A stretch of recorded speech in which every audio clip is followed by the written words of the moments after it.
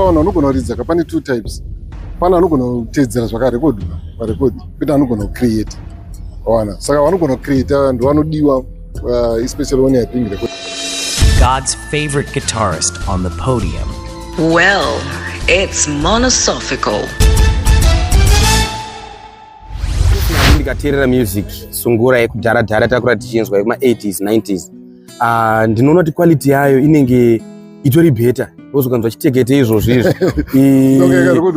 Inde yarekodwa last week. Then dzimwe dzikurekodwa iko zvinezvi dzatisiyanei panyaya quality. Exactly. Chiri kuitika because I understand kuti kudhara kwakusina technology. But iko technology yako.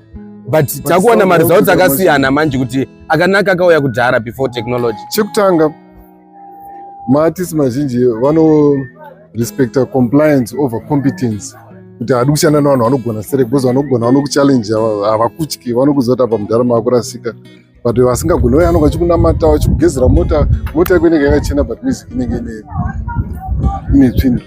One zvekuti ukatora cream yevanhu vanogona mubhendi pawapotsa pese vanokuzota mudhara mapotsa havakutyi.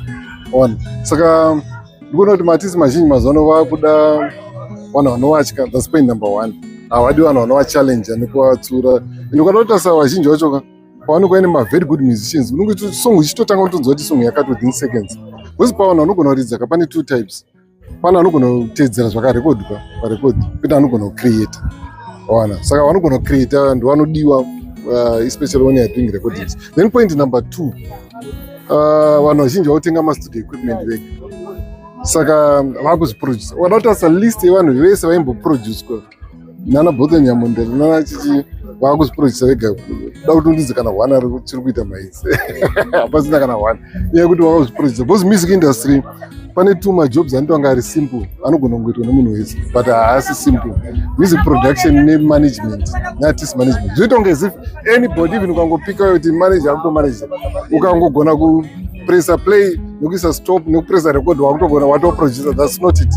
Wana saka nyaya yekuzviproducer vega nenyaya yekusada kumaintaina vanhu vanogona band. Because ukatotarisa mabhendi mazhinji mamakura ane mamediocre players. Hamusina masuperstar players vaitwa kudhara kunzi kwamukanyi kune kuinana Jonas Sola achitore mari apa akabata gitara so kwatuko kuinana Pilani Dube kuinana Pikika Samba achire mari apa munhu akuda twafana tochimunamata ndara sekuti vana mheta paka kuti ukasvika mota yebva yagezwa ine handugezere mota yako. Well, it's monosophical. It is what it is. And we say it like it is.